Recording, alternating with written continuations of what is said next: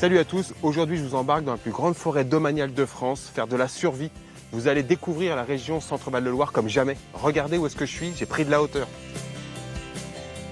Alors vous êtes prêts? C'est parti!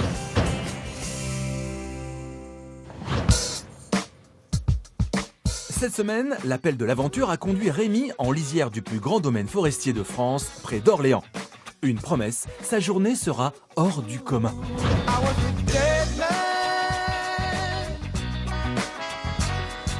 Salut les explorateurs, aujourd'hui je suis à Orléans sur un spot assez exceptionnel et on va pratiquer la survie et le bushcraft. Je vais rencontrer Philippe et on va essayer de vous faire partager tout ça.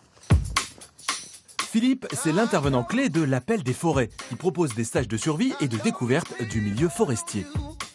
Et le projet fait un carton. Ici, on apprend notamment les réflexes essentiels et oubliés de la vie à l'état sauvage. On n'est pas parti pour ramasser des cèpes. Salut Philippe. Salut Rémi. Qu'est-ce que tu fais perdu au milieu de ces nœuds là? Eh ben écoute, tu vois, je suis en train de préparer une ascension parce que dans les stages que j'organise, il y a une petite ascension d'une dizaine de mètres de haut. Bon, toi, comme je sais que t'es costaud, je t'ai prévu quelque chose d'un peu plus dimensionné. Et quand il dit dimensionné, Philippe, il pense gratte-ciel. Voilà, ça fait un immeuble de 10-11 étages, Ouais, c'est ça, ouais. Génial, impeccable. Hein, donc on va s'équiper, on va mettre les baudriers. Des baudriers, des cordes, c'est sportif, mais pas seulement. Pour Philippe, ascension rime avec élévation, c'est spirituel. J'aime bien avant les ascensions que les gens aient soit une pensée, soit un contact avec l'arbre pour bien s'imprégner du fait qu'on monte sur un être vivant qui nous sent. Hein. Toutes les expériences scientifiques montrent que quand vous touchez une plante, eh bien cette plante, elle le ressent, il y a une modification de son activité électrique. Ok, t'es prêt? Attends, je l'embrasse avant. Je savais pas faire le tour. Allez, ça me va, c'est parti.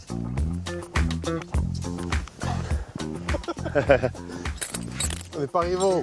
Philippe se définit en qualité de sylviothérapeute, comprenez, le médecin par l'arbre. Autrement dit, ces stages auraient la vertu d'apaiser les esprits fatigués par le rythme moderne via l'immersion dans la forêt. Bouge pas, je me tourne. On s'est perdu. Hop. Et avec 50 000 participants annuels en France, le mouvement a de l'avenir. C'est bien d'être pris pour Tarzan de temps en temps, non? Ouais, écoute, voilà, on a fait les 2 tiers là.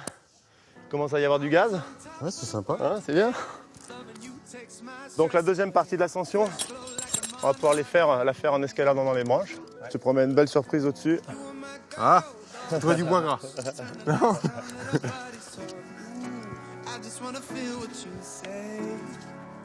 Et au bout de 30 minutes d'effort, Ah oui. Non mais c'est trop bien. C'est énorme. Eh franchement, c'est pas beau ici? C'est magnifique. le terrain de jeu du stage du jour, un continent vert comme l'espérance. Là, il y a 50 000 hectares de forêt, hein, il y a 35 000 hectares de forêt domaniale. Donc c'est le plus grand terrain de jeu forestier de France. Ça va, t'as ce qu'il Donc faut. c'est fantastique. Ouais. Ouais, génial.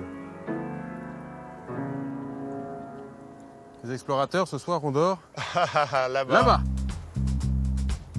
Les objectifs à venir sont localisés. La mission, se nourrir pour survivre en forêt.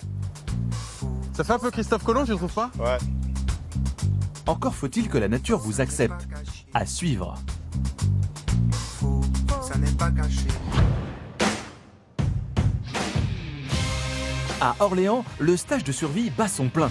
Rémi et Philippe ont l'étoffe des héros. On va se rapprocher de notre camp. Ça marche. Et on va rentrer en forêt. Pendant plus de 6 heures, ils vont devoir arpenter la forêt. Ça ressemble à une balade, oui, mais c'est tout autre chose. Ça s'appelle du bushcraft, comprenez, l'art de vivre dans les bois. On le pratique régulièrement en stage de 3 jours et entre majeurs. Comme Rémi et Philippe, qui sont partis les poches et le ventre vide. Y a une cafette dans le coin? Bon, tu vois, on arrive dans une clairière. Et en fait, c'est l'habitat idéal des plantes comestibles. La clairière, c'est la cafette végane de la forêt. Le chef a une spécialité? Cette plante-là, bah, tu la connais, c'est l'ortie. Bien sûr, tout le monde la connaît. Tout le monde la connaît. Et On c'est se une rappelle plante... bien quand on était petit, on se faisait piquer. Bah, c'est ça, elle est là. Et c'est une plante qui est fantastique parce qu'elle a une teneur en protéines importante, en vitamine C, en fer.